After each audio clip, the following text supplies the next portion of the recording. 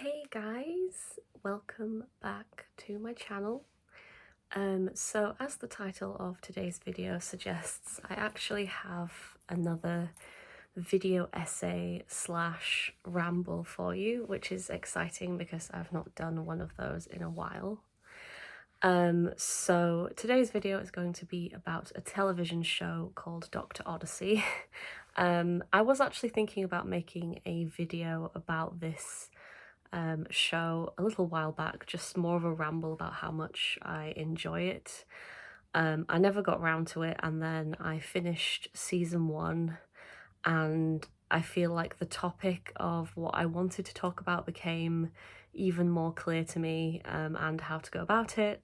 So yeah, got a lot to talk about, so I'm gonna try and make it speedy.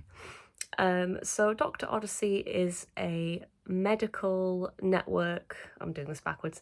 It's a network medical procedural show. So medical drama, if you will. The difference being that it is set on a cruise ship.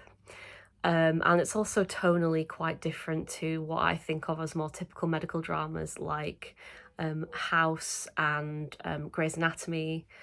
And I think there's a newer one on TV at the minute which looks a bit more like a typical medical drama called The Pit, with Noah Weil. Yeah, I'll get onto the tone of it a bit later on, but I wasn't actually sure whether or not I was going to watch this show to begin with, because I'm really not very good with medical scenes, like anything gory, blood, any like really high stakes, intense stuff. I really like House, but I really struggled with that a lot. Like it was always like so melodramatic and intense, and I just wasn't very good at handling that. So I wasn't really sure if I was going to watch Dr. Odyssey. The main draw to it for me was Joshua Jackson being in it. He is in my favourite show ever, Dawson's Creek, or one of my favourite shows that I've also talked about in another video. And I just really like him as an actor. So yeah, I decided to give it a go. I also found out further down the line that it is a Ryan Murphy show, and I'm quite a big fan of his stuff. I think he does some things very well, other things not so well. But yeah, I'm a huge Glee fan, and I really like his a lot of his crime dramas as well. So that was another reason that kind of drew me into it.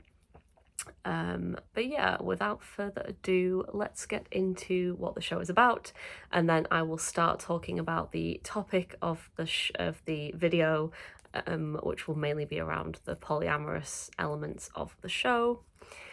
Let's go. Before I begin, I should just state the obvious, which is that all of this video will contain spoilers for all of season 1 of Dr. Odyssey. So if you don't want to be spoiled, then I don't think you can really watch any of this video, because I'm just going to be mentioning too many things that will be spoilers, too many big plot arcs and things like that. Although that said, even though there is like ongoing plot arcs, it is also very much kind of a theme week, sort of like, what's the word? Like formula, like standalone episode feel as well. So that being said, even though I will be giving away major spoilers, I will say that I don't think that if you are genuinely interested, that it would be, you know, anything to necessarily put you off from watching the show. So, like I said, Dr. Odyssey is a medical drama with a difference, which is that it is set on the luxury cruise liner, the Odyssey. And like I say, tonally, it's quite different. It's got quite a campy feel generally. I'm going to get into this later on. I'm going to go through the characters first, but what I mean by that is a lot of the episodes have theme weeks, and just generally the vibe is a lot fluffier. Obviously, with it being set on a cruise ship, there's a general feeling of, you know, most of the characters that you're meeting are like coming onto the ship to have fun, like they're getting married or they're going on holiday or they're having like the cruise of a lifetime. So it's not really like, you know, House or Grey's Anatomy where it's just set in a hospital and, you know, they're just coming to the hospital immediately to be treated. Like, the feel is quite different. Like, these people don't know that they're going to, you know, get into medical situations and that sort of thing. So it feels quite different. Even the aesthetic of the show, it's very like sunny, as you would expect. There's a lot of like blue skies, and there's a lot of gold as well. Like the ship itself is very kind of nautical themed, but like a lot of gold, blue, white, you know, bright colors, vibrant colors, that kind of feeling. So before I get into more about that, I'm going to talk about the characters. So character number 1, we have Dr. Max Bankman. I have some very helpful visual aids. So Dr. Max Bankman is played by the very beautiful Joshua Jackson. So Max comes onto the ship. He's got a bit of a tragic backstory that you don't really entirely find out for a few episodes. But he comes onto the ship and he tells everyone that he's kind of looking for quite a change of pace. So he was like this award-winning doctor. I think in episode 1 or very early on, they mentioned that he'd done like stuff helping people with cleft palates, and he'd worked in all these countries and like won awards and done all this like pioneering medical work. But he's come onto the Odyssey looking to kind of have a bit of fun, like let loose, sort of rediscover joy in his life. And a few episodes in, you find out that the reason for that is he had a near-death experience with COVID. So he was like basically one of the patient zeros that got COVID, and, you know, nearly died, was in hospital, was isolated, you know, just went through the kind of worst experience you can imagine. And now that he's got his life back again, he's looking to make a change and sort of rediscover what he loves in life. So as a character, Max is quite a traditional sort of guy. He's very suave and very smooth.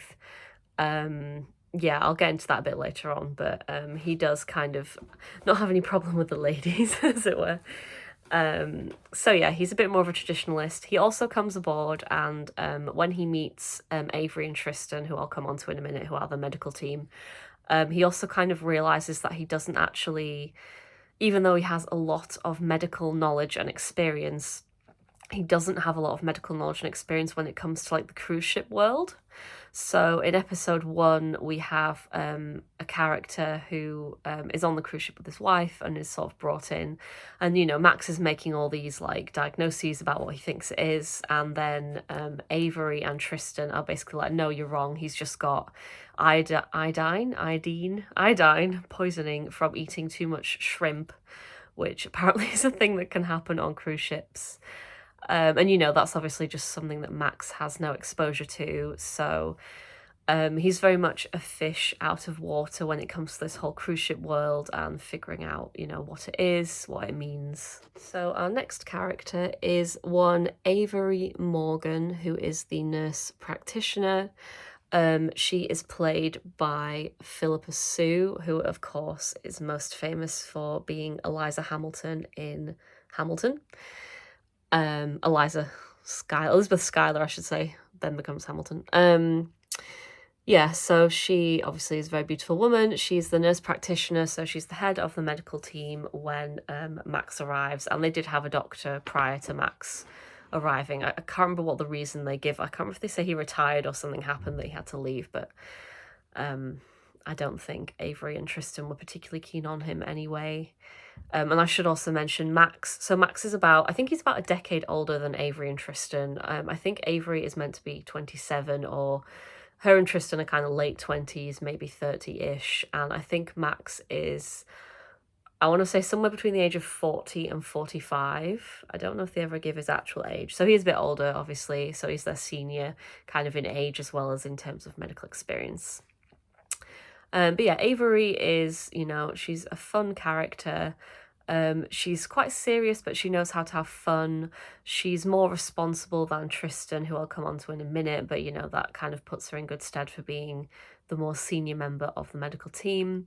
And she's quite keen to get off to med school. That's her plan. She wants to become an actual doctor. Yeah, so that's sort of where she's headed. Again, we kind of get into her own sort of tragic-ish backstory a bit further down the line, where we find out that she was married and then her husband cheated on her.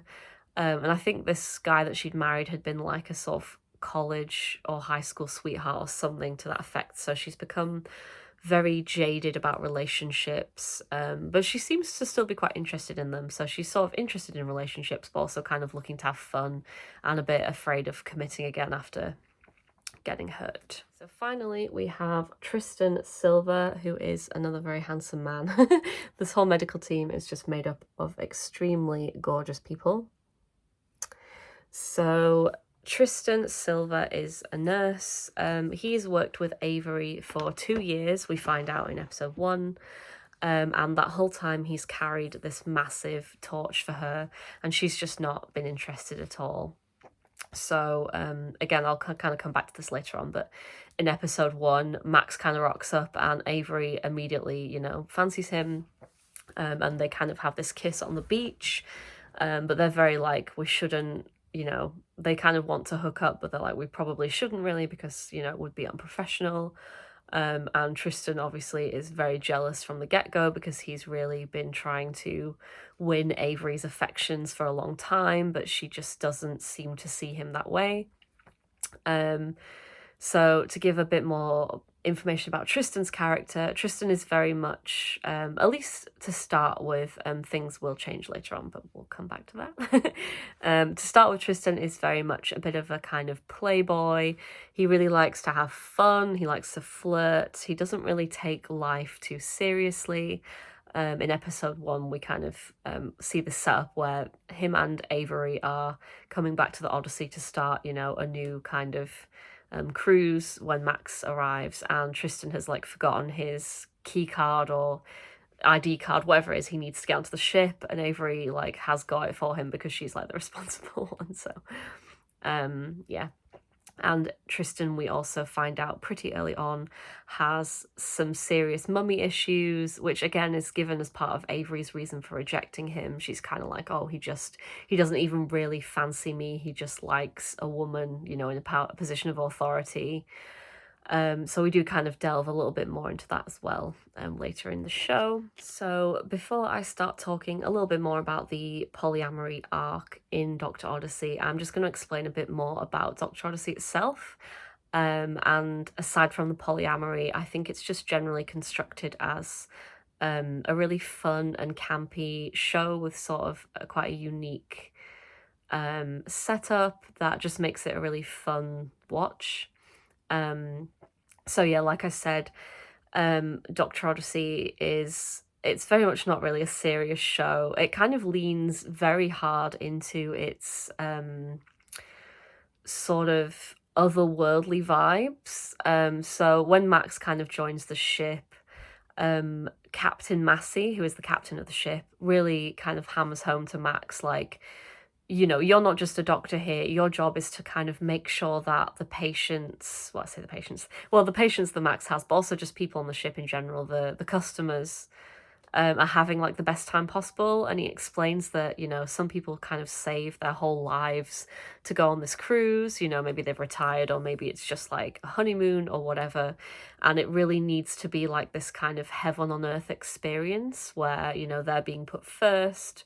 And they're being treated like, you know, like just the best possible treatment they can have, and that it's Max's job to kind of maintain that fantasy as much as he can, even though, you know, he's a doctor and he's got a much more practical role. So the show itself also really leans into that. So it has this very campy kind of theme week premise, which is much stronger in the first half of the show than the second half. So I'm going to split them into 1A and 1B. 1A will be the first 8 episodes, and then 1B is episodes 9 to, I think 18 was the last one. So first half, second half. But it's much heavier in the first half of the show, 1A, where they have these theme weeks, which works really well for both the vibe of the cruise and then obviously the actual episode content itself. Kind of like the medium becomes the message sort of thing. So there are various theme weeks on the show. A few of them that we have in 1A, for example, is Plastic Surgery Week, Wellness Week. There is a Gay Week as well, which is fun. We have a Halloween week. Can't remember what else we have. I'm just going to have a peek at my notes. Oh, Sophisticated Ladies Week. But that doesn't really happen till 1B. So there are a few in 1B, but it's less. So, and Spring Break again in 1B. So you have a lot of these, like, this is what's going on the cruise this week. And they even have these very corny intros where the passengers, usually the people who are going to be having the medical conditions, the passengers of the week of the episode, will be coming down this long, beautiful tunnel. It kind of reminds me of like a fancy aquarium style tunnel. And they're coming down with all their luggage on this like long like travelator, flat escalator thing. And depending on the theme of the week, they'll sometimes be projecting images onto the little dome ceiling above them, like, in sort of the keeping up the vibe of the theme of the week. But yeah, these theme weeks work really well, just to kind of like every week is like a different vibe slightly. And yeah, obviously these theme weeks work perfectly for the medical dramas arising each week. So Plastic Surgery Week is fairly self-explanatory. You can have various medical plots where the plastic surgery has gone bad. Wellness Week, you can have plots revolving around, people having drunk weird remedies that they shouldn't have and getting ill. And so on. So it's just really fun to kind of, you don't really know what you're going to get each week. Every episode feels very distinct from the last, like thematically. And it just works really well for also exploring what Max, Avery, and Tristan's opinions are on these things. So, like Wellness Week, Avery is like surprisingly on board with kind of a lot of the wellness stuff. Even though she's also obviously very in favour of medical science. But then by the end of the episode, she's kind of realised that a lot of the products that she used to kind of worship are all just phony and shams, and she kind of gives up on them. So it's just really useful to also, like, further explore our characters' kind of identities, their belief systems, and, challenge those belief systems and values. It creates for a really interesting dialogue between the main three of them sometimes, including like also how they think medical situations should be dealt with as well. So it is enjoyable to see them kind of figuring out like, how they want to proceed with a certain operation, what they're allowed to do on the confines of the ship and the equipment, etc., etc. So like there's a lot of different vibes going on. And it's also worth mentioning that, a big part of the appeal of Dr. Odyssey is it does showcase the very glamorous lifestyle. It's all like sun, sea, and sex, and you get, obviously the main three kind of how they're interacting with new people coming on the ship, possible romantic interactions, that kind of thing. It's sort of a lot more sexy than obviously you kind of get in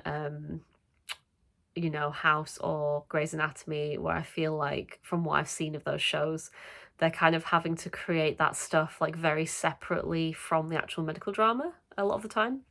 Whereas this one, it's kind of baked in because, everybody's there to go to glamorous dinners and to, go to the beach in their beachwear, and it's very much built in this kind of like, fun lifestyle, fun hedonistic lifestyle, and how the three of them are also managing like those kind of feelings against their own kind of like medical responsibilities. So in a similar vein to what I've just said, Dr. Odyssey is also really well positioned for exploring alternative lifestyles, things that go against societal norms. I think the biggest one is the polyamory, which I'm going to get into.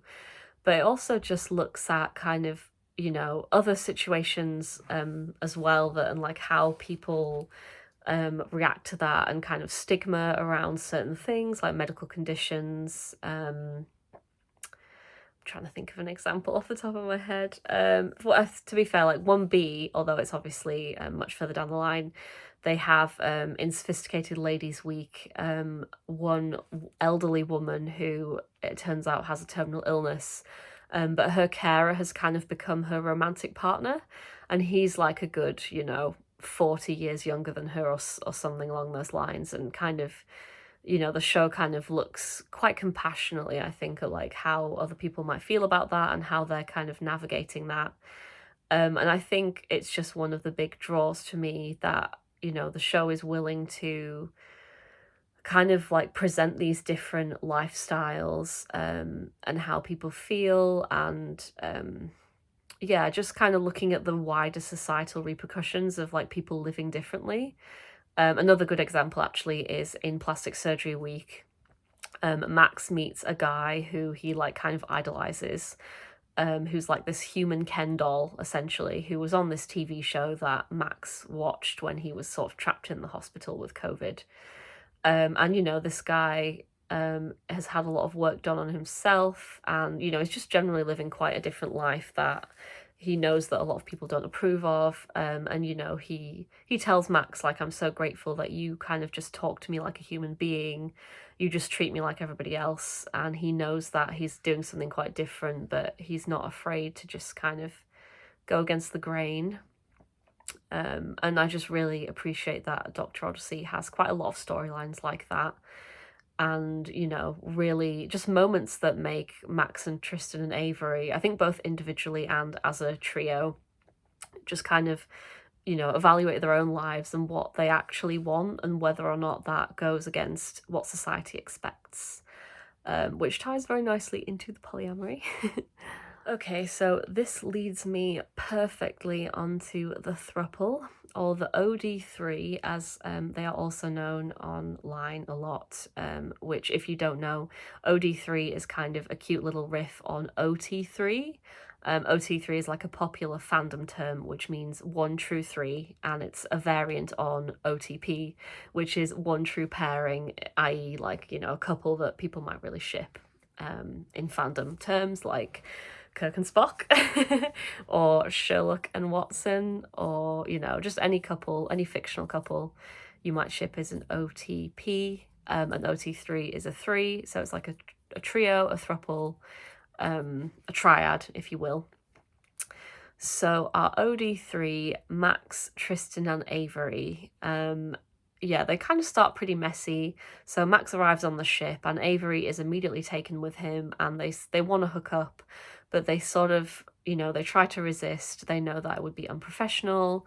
Obviously, Tristan becomes quite jealous, because he's had this thing for Avery for a long time. But it does kind of force him to start evaluating his own mummy issues. I think it's the Wellness Week episode. Oh no, maybe Plastic Surgery, actually. His mother comes aboard during Plastic Surgery Week, which I think is only like episode 2 or 3. It's very early on, and he's kind of says to his mum, like, you're never there, you always kind of run off and leave me and abandon me, and that's why I have these kind of issues, like just like chasing these women who I know aren't gonna love me back. So it really, like, early on kind of prompts him to start doing some reflecting of his own, which is really cool. And he does become a much more mature and interesting character, from there on in, especially in 1B, but I'll come back to that.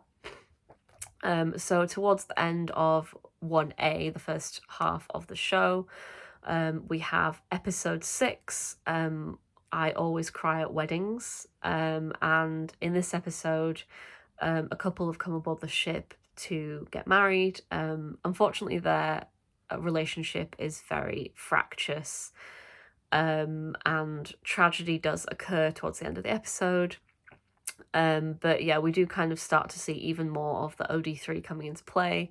So at this point, Max and Avery are kind of, I think, sort of a couple. I can't quite remember where they're at. They're certainly like failing to resist, I think, their attraction to each other at least. And Tristan is still, quite jealous, but the three of them have gotten, quite close. I'd say closer generally, including Avery and Tristan, I think, since the arrival of Max. So there's like a wedding scene where either one or both of the couple, I think, aren't available at the time for whatever reason. So Max and Avery kind of stand in, and they're like standing there and like doing the wedding vows and, just practicing it all for this wedding rehearsal so that they can know, like, that the timings are all right for like coming down the stairs, walking down the aisle, and all the like boring practical elements. And this is, I really love this moment. Like, it's not even like, I think, the biggest OD3 moment, if you will, but it's a good one, wherein Max and Avery are, doing their pretend vows, and they're gonna have a kiss. And then Tristan is just kind of like, I object, and he kind of like storms up to the aisle, and then the three of them just kind of walk down the aisle together, and like I think Tristan's in the middle, and like they're both like each holding one of his hands, and it's really cute. So I'm a big fan of that moment. But yeah, the episode quickly turns to tragedy. This is a spoiler, obviously, when the groom takes his own life. I think he'd had a lot of mental health problems. And I think he'd also been in like a secret same-sex relationship with this other guy that his wife didn't know about. Or maybe she was in the relationship, actually. I think she was cheating. They thought he was cheating, but it was actually her. But regardless, he takes his own life. He just kind of steps off the ship, basically. He just jumps off into the water. And yeah, the Captain Massey is really upset because he's like, oh, our camera should have caught this, we should have been able to stop it, or if they'd known a lot sooner they would have been able to rescue him, basically, but they can't rescue him, so it's like almost certain that he's dead.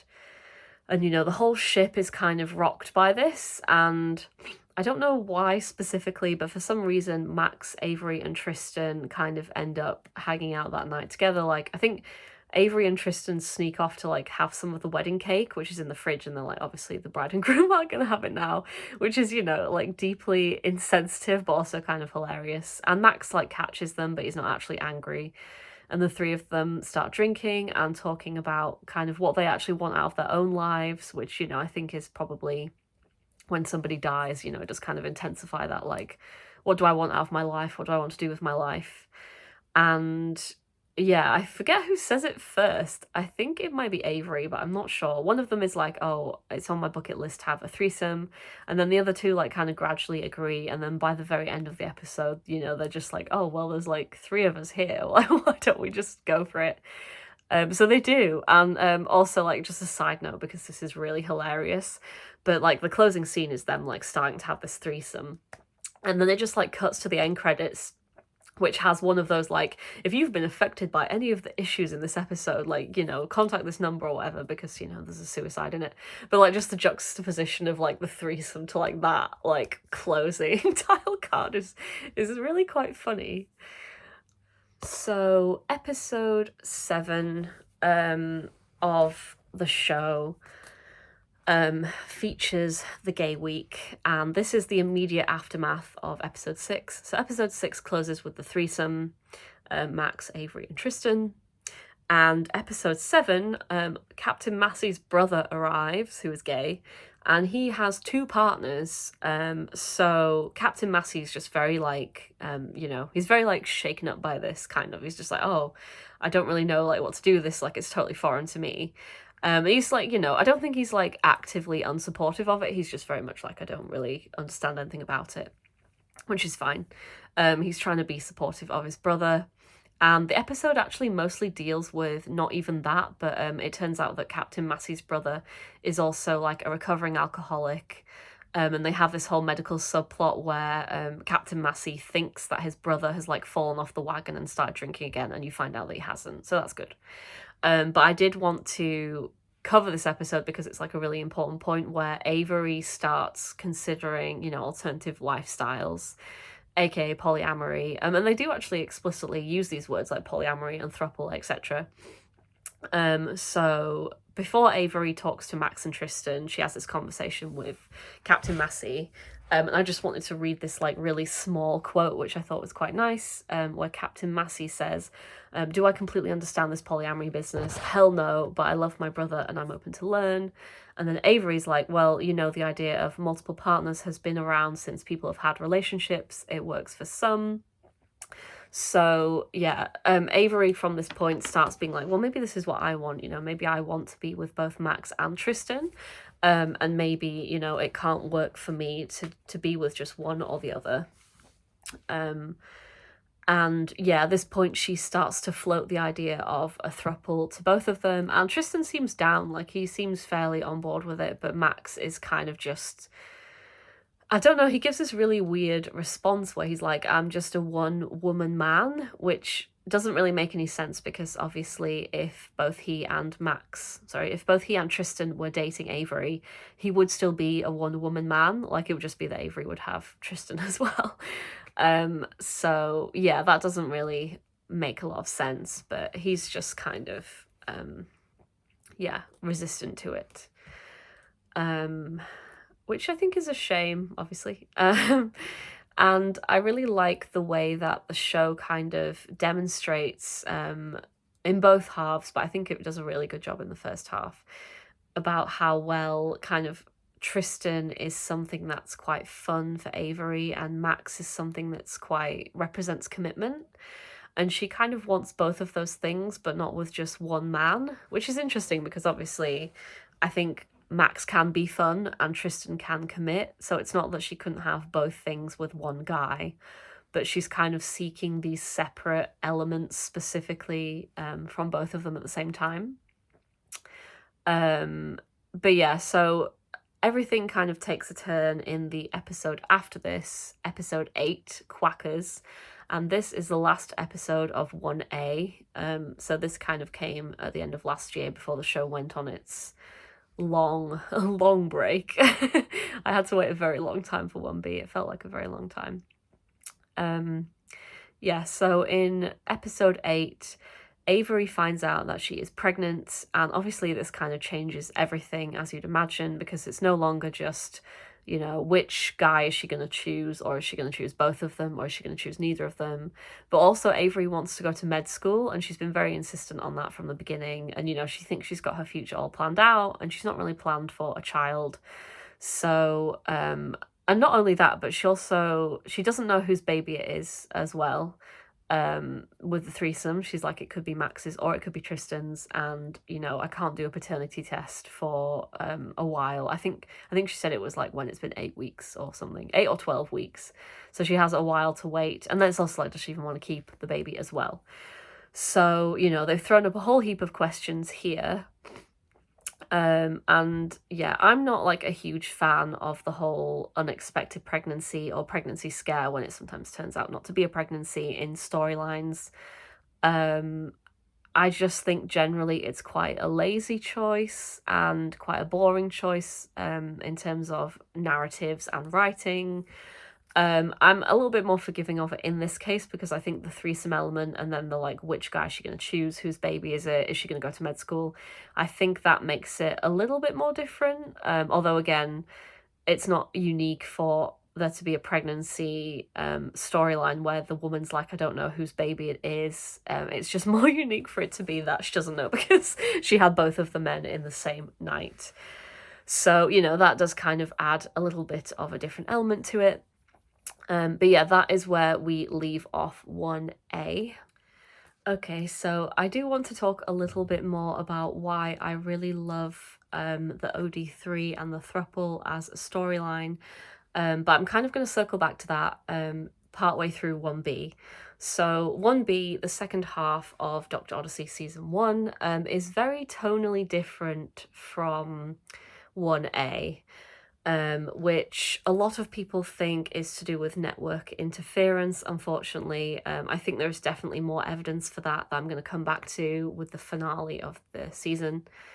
But yeah, for now, I'm just going to kind of talk a little bit about some of the changes. So 1B, Dr. Odyssey 1B came back in, I think it was around mid-March. So it finished around November, December, and then we had like a few months to wait for 1B, which did feel like a very long time. And obviously left us all speculating about the baby and what Avery's going to do, etc., etc. So 1B opens very bombastically with a two-parter. I'm like very like 50-50 on two-parters. Like sometimes they're amazing and like you just don't have, like sometimes you really need a two-parter to do justice to something and sometimes you don't. This one really reflects a shift towards action in a way that is very against the tone of Dr. Odyssey, which I don't like at all. So the two-parter opening 1B is a shark attack, which is incredibly cheesy and overblown, which I don't mind because cheesy and overblown is fine for Dr. Odyssey and very in keeping with like just what they're about. Like it's very almost fantastical, some of the stuff that they do with the theme weeks and just the general kind of cruise ship fantasy vibe. But just the action vibe isn't what Dr. Odyssey is about, Max, Avery, and Tristan, like, they do have a few action moments. So in part 1A, there is an episode where I think it's maybe Halloween week, but I'm not sure. A woman gets stuck in a cave, basically. Like, she goes off looking for treasure. She wanders around where she shouldn't have. She gets her arm stuck in this rock, and Avery has to, put on this swimsuit and go try and, like, get her out without, she thinks she's going to have to, like, chop off her arm, but it turns out that all she needs to do is, like, dislocate her shoulder and she can kind of get her out. Which I think is, like, the closest that 1A really gets to kind of big action moments. And that one I think was fine because, I don't know, it wasn't like the whole episode and the whole kind of story was revolving around that action moment. It was just one sort of slightly more intense moment, which, I think was fine. 1B, the shark attack thing, it just feels very, I don't know, it feels closer to sort of like a generic action movie. Like, they're trying to make Dr. Odyssey much bigger and grander than what it actually is. It feels like they're going a little bit for, like, more of a shock value, which obviously some of the medical bits are shocking, but, like, this one, it's very much like loads of amputations and stuff. I think this was actually one of the goriest, the amputation stuff was one of the goriest bits that I couldn't really, had to look away a lot more, because I was like, this is, like, compared to a lot of the stuff in Dr. Odyssey, where most of the time you don't even really see much blood. That one was, I say that apart from one episode where a guy was, like, sweating blood, but even that, like, didn't feel really like, wasn't like somebody kind of just, yeah, it felt more easy to handle. This just feels very kind of generic. I don't know, it's trying to be really cool. It's like Dr. Odyssey trying to be cool, and Dr. Odyssey was never cool, and that was what was good about it. That was made it cool to me. So yeah, I don't like the vibe of the shark attack thing. It also moves away, like, you don't see a lot of characters in 1B, including, I think, possibly the shark attack episode a little bit. Like, 1B, like, a lot of the moments between the medical scenes are kind of a lot fluffier, and gayer as well, which I'll come back to, but, like, you have, like, all the cast, all the characters sitting around the table for poker night, and they have, like, boys, butches, and buys night, and, like, they're all just playing poker, and it's kind of, it's not like this big grand, it doesn't feel like an action show. And this, to me, even though I've not seen it, but everything I've heard about it, Ryan Murphy has another show called 911, which is like it's basically like Dr. Odyssey but police. And I think it's a bit campy, but it's generally a lot more kind of straightforward action drama. And I feel like this, to me, is like they were trying to make Dr. Odyssey more like 911, and it just doesn't work, doesn't fit the vibe. Unfortunately, in 1B, you also get some really messy characterization, which I found very frustrating. So Tristan, at the last minute, they decided to give him a alcohol problem, which is fine. They wanted to give him a storyline, maybe try and add something a bit more to his character than what we've already had, which I don't necessarily object to, but again, I think if they were going to do it, then they should have built it up over the course of several episodes, which, by the way, would have been so easy to do. Like, you could have had a few background scenes, you could have slowly built it up where you see Tristan having drinks in the background, maybe a character's commenting on, like, oh, it's a bit early for that, isn't it? Like, they could have built it up so subtly, up to the point where, the audience is starting to notice, like, oh, Tristan seems to, drink quite heavily, seems to, like, really, knock back the alcohol. But instead, they just kind of threw it in like one episode. I think it's the spring break episode, where it's just like, oh, Tristan's a party animal, which he is. But yeah, it's just when they're like, oh, he can't remember the last time he went a day without a drink, blah, blah, blah. And it just felt really like they watched it in there at the last possible minute, which, is always kind of frustrating from a writing standpoint. So unfortunately, I think one of the things that also makes Dr. Odyssey really confusing in 1B is messy characterization and confusing timelines. So I've already talked a little bit about the Tristan alcoholism issue. We also have an episode, I believe it's Crew Week, where I found out online by coincidence that this episode was kind of meant to be, it was meant to come much earlier in the season, like maybe it was meant to be episode 10 instead of episode 15. So they have refilmed some scenes, but like they've not changed a few other things, and it just makes a lot of stuff really confusing. So, one of the things that you have in this episode is that Max goes back to see his brother. Like, he feels like he's a bit of a crossroads in his life. And he also gets the chance to leave the Odyssey. Like, he considers taking this job on land at some hospital or other. And he goes to visit his brother, who, by the way, is his identical twin brother, played by Joshua Jackson again, which I just thought was so hilarious and brilliant and much more in keeping with the kind of over-the-top campy ridiculousness of 1A. But he goes to visit his brother, and, you know, at the very end of it all, he's kind of leaving, he's waving goodbye, and it feels very much like, you know, you could take this as representative of the fact that Max is kind of quite literally waving goodbye to the idea of like a more traditional lifestyle. Like, his brother like has like the wife, the two kids, and like the white picket, he literally has the white picket fence, and Max is kind of saying goodbye to all that, and it feels like it's meant to be, you know, Max is sort of maybe coming around to the idea of this OD3 and living kind of more alternative lifestyle and sort of carving his own path, which he has already been doing, to be fair, by taking this job on the Odyssey instead of, you know, or instead of doing what he was considering in this episode, which is just taking a more traditional doctor job at a hospital. You know, he decides against that. So yeah, I feel like that would have fit much better on as episode 10, instead of where it does end up falling in the season. We also get a very confusing plot line where it's implied that, so throughout 1B up to this point, by the way, both Tristan and Max are still separately kind of vying for Avery's affections, and she's very much like, you know, I'm not going to do anything until I figured out what I'm doing with the baby, basically. She's like, that's, you know. But they're both kind of, you know, she does kiss Tristan at one point, and then at another point Max is like, oh, I'm totally down for, like, you know, getting married, having the kids. You know, Max seems to still think that he wants this monogamous lifestyle, and Avery's just kind of like not interested in that at all. So yeah, that's happening. Avery is still mulling over the baby stuff, but in the meantime, so Tristan has been vying for attention, but in episode 15 we find out that he's still sleeping with Vivian, who is a woman he had this like brief kind of romance thing going on with in 1A. I think he meets her in Wellness Week, and then they sort of start up a little bit of a thing. But then she disappears for like several episodes, to the point where everyone watching the show was like, is Vivian still on the ship? Like, we don't really know what's going on. So yeah, she appears at this point, and again, it just doesn't really make sense because it's immediately following these episodes where Tristan has been saying to Avery, like, I'm ready to grow up, I can be a father, I can be responsible, you know, I can be the father of the baby. And, you know, Avery's obviously still like, you know, you don't even know if you are the father of the baby. But yeah, this would have made way more sense if it came earlier on, because now at this point it just kind of looks like, you know, Tristan's like promising to commit to Avery while he's still sleeping with this other woman, which again, you know, if they are all becoming polyamorous, it's not like that wouldn't be fine, but like they've not had any of those conversations, and like even regardless of that, it just doesn't really feel like it fits Tristan's characters or motivations at this point in time.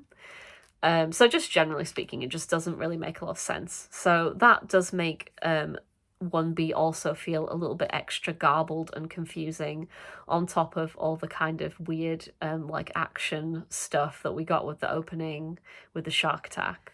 Okay, so now we are coming to definitely one of the highlights of 1B, maybe the highlight, to be honest, and the real glimmer of hope about the OD3, where it really felt like the show was kind of getting back onto the vibes of 1A, and like just, you know, back where we kind of had been before all the sort of shark nonsense and some of the weird diversions in terms of timelines. So 1B season 1, episode 14 is called Hot Tub Week. And even though it's called Hot Tub Week, I don't think that's like, it's not like the theme of the cruise or anything. It's not like Wellness Week or something where it's like the theme of the cruise. I think they've just called it that because the hot tub ends up playing kind of quite a central role in both the A and B storylines. So the A storyline of the episode is that Avery has finally come to the point where she can do a paternity test. She's been pregnant for long enough. So she does the paternity test and finds out that she is not actually pregnant.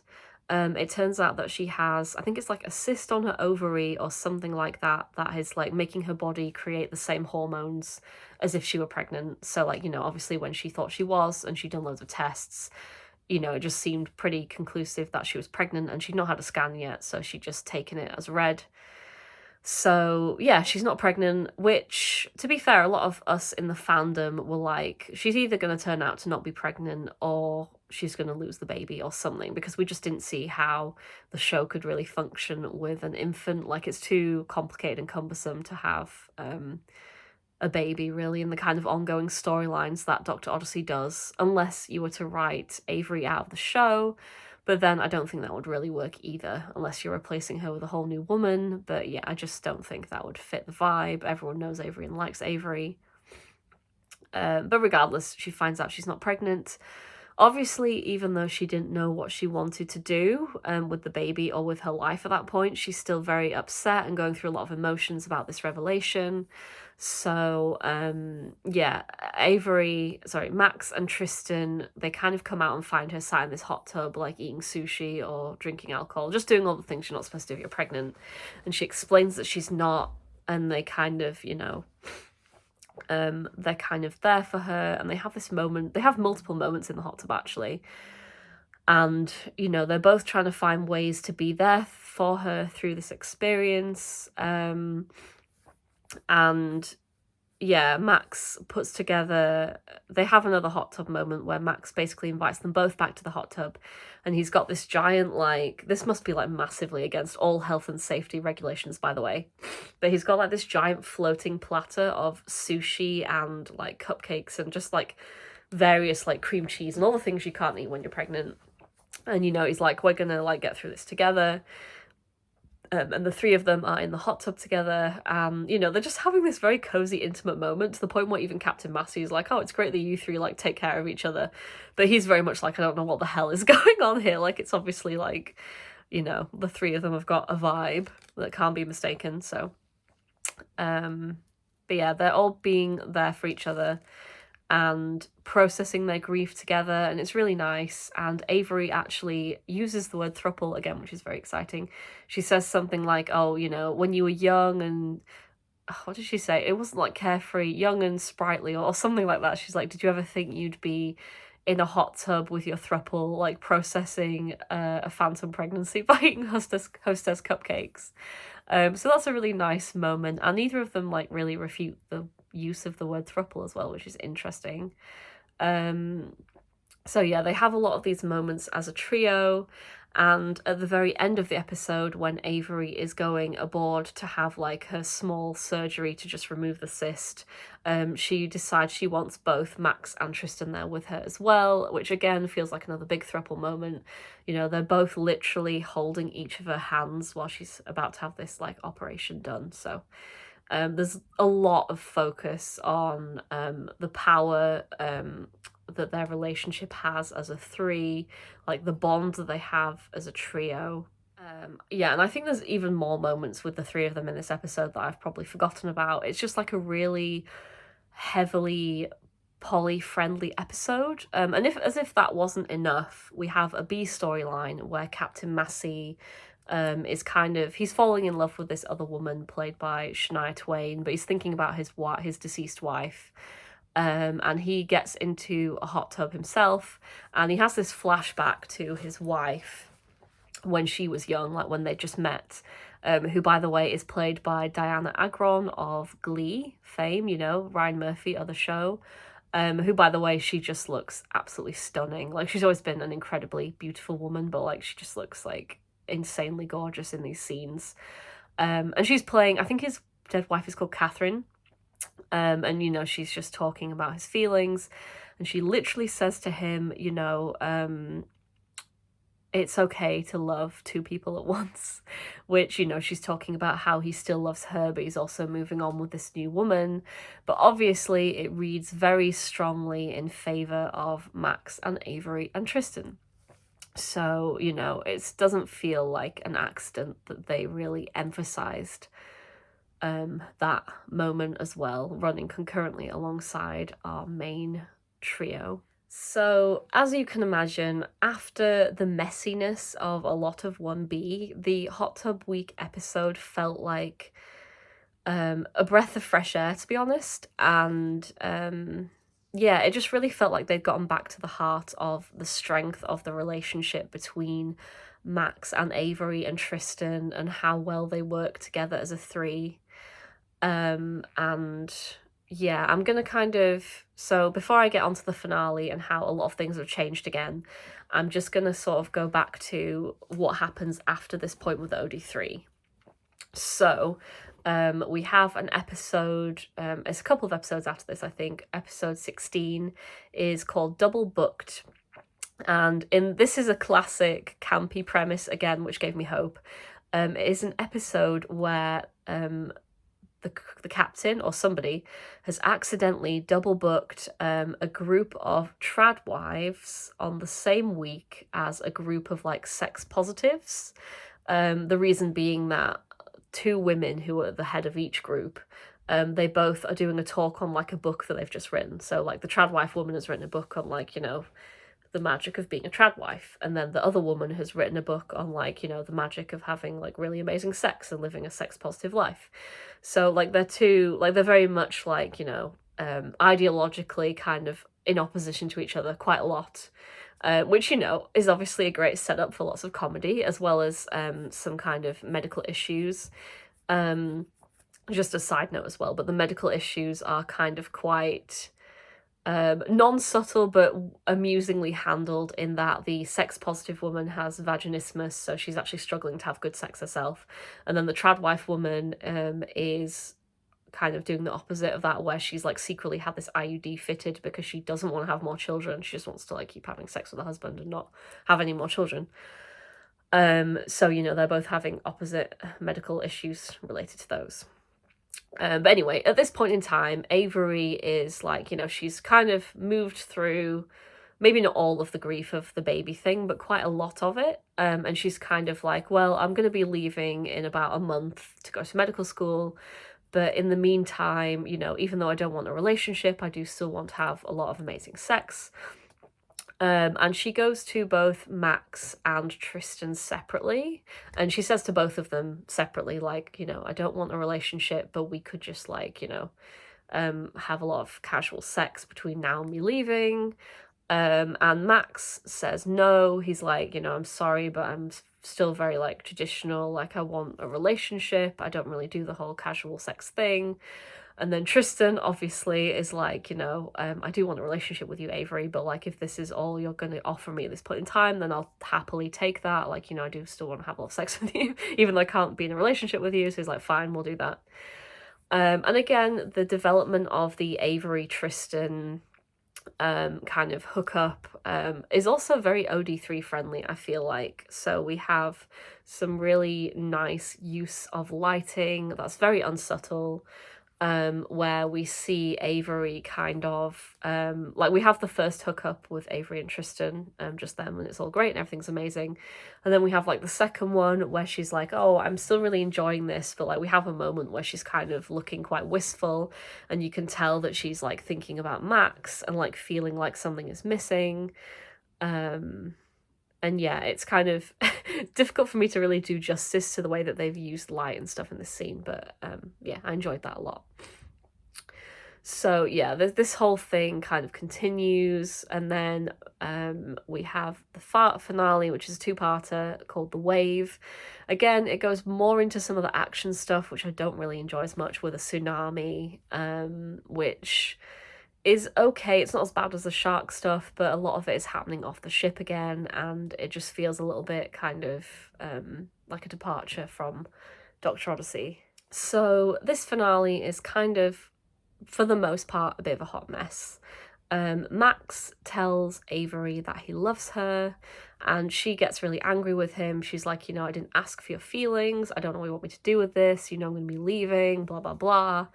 And yeah, I don't know. It feels, it's not really out of especially out of character for either of them, but it also feels a little bit, you know, we're getting kind of more into this sort of, you know, traditional monogamous type conflict that, you know, I've seen so many times before.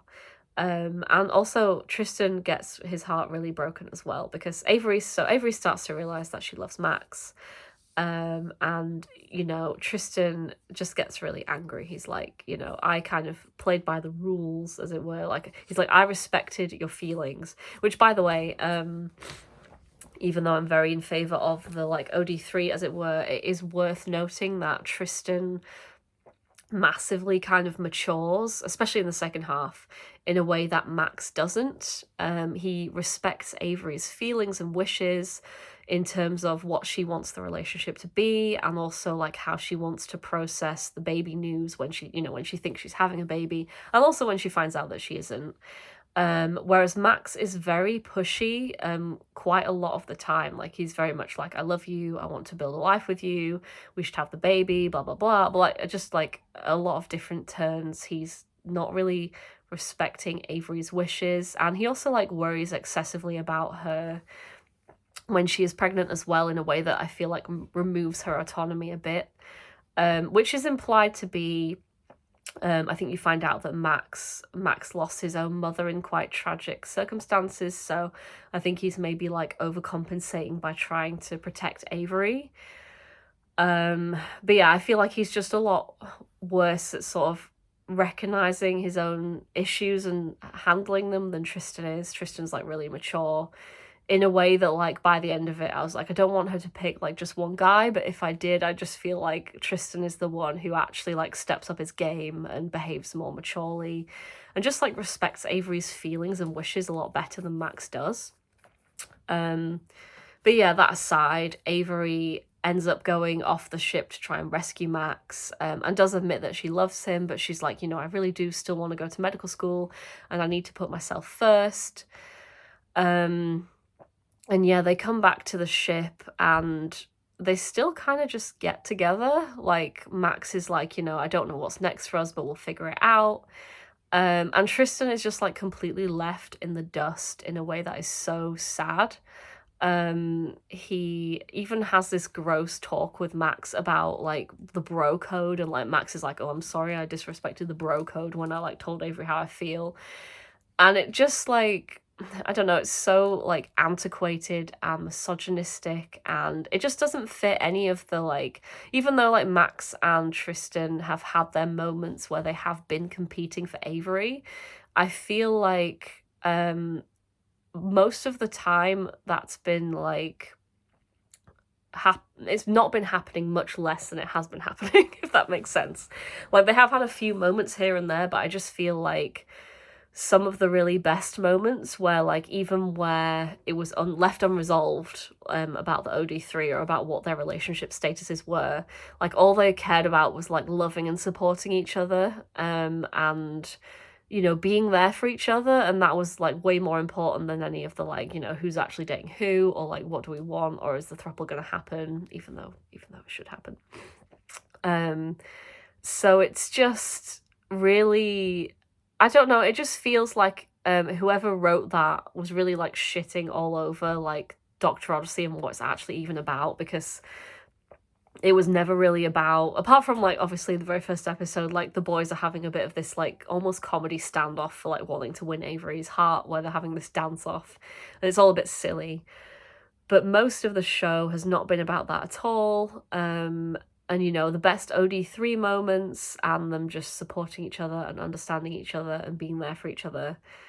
And just to kind of reduce it to like, oh, who can like win Avery? Like, she's just this prize to be won, and it's like, who's the best guy and who's the best for Avery? And I don't know, it's just really crappy, and it also feels very out of character for both of them as well. Like, you know, Tristan's done all this, like, even before he did a lot of the work on himself, he was still like a mature, decent guy, and like Max, like, even though he's a bit more traditional, he's also still a mature, decent guy.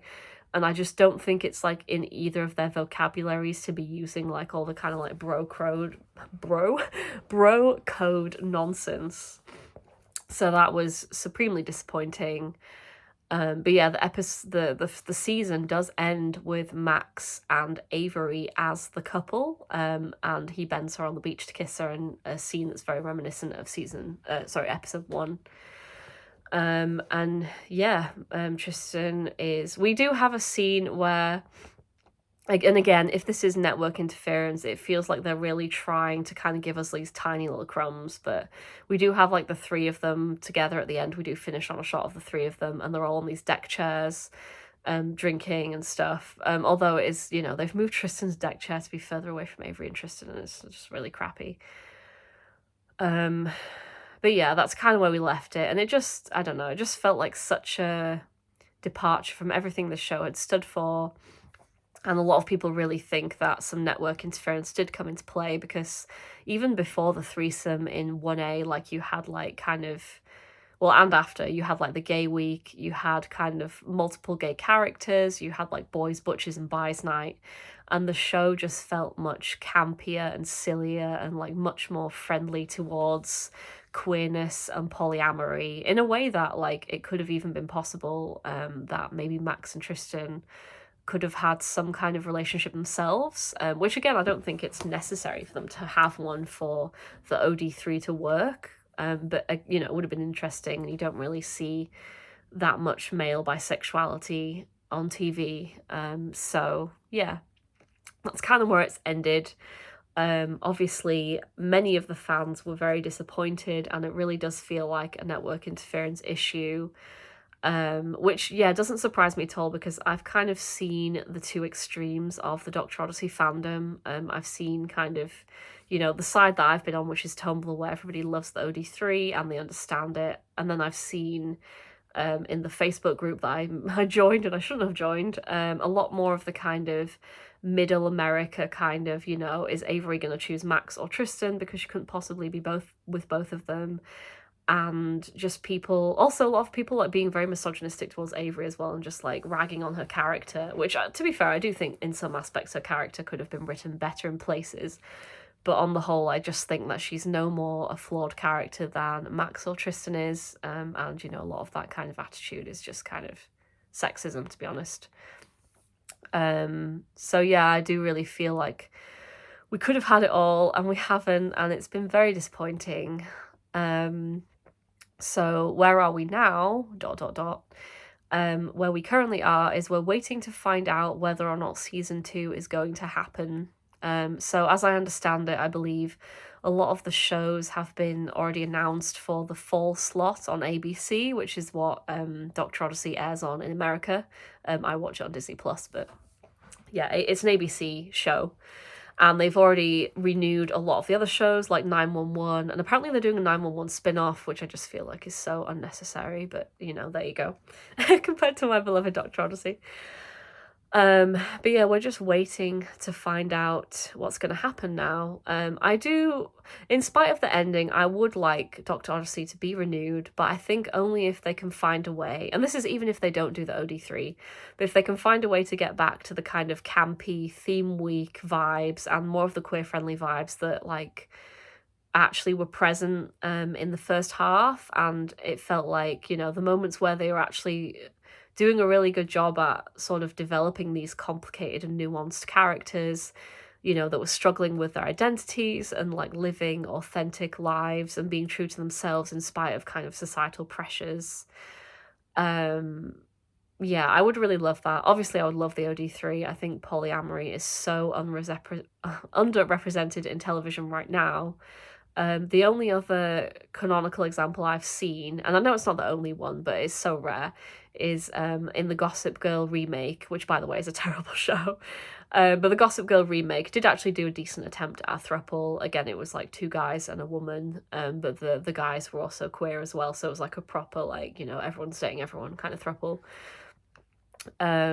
And yeah, they did a really great job at kind of showing how they were trying to navigate that and like plan their time and figure out, like, are they only going to spend time as a 3, or are they going to like have separate date nights and stuff, and how they're going to manage people's reactions as well. So they did a lot of stuff that I think Dr. Odyssey could have done really well if it had decided to do it. And I think this is another reason why it's such a shame, not only because polyamory is so underrepresented in TV, but also because you just have the opportunity to write so many storylines and so much character development. Like, it's just an absolute goldmine for writing, to be honest. And they could have tied it into a lot of theme weeks as well, and, you know, handled the stigma and so on and so forth. But yeah, that is where we are currently at. So yeah, that is the roller coaster ride that is Dr. Odyssey, from camp polyamory to unfortunate derivative monogamous shipwreck of a show.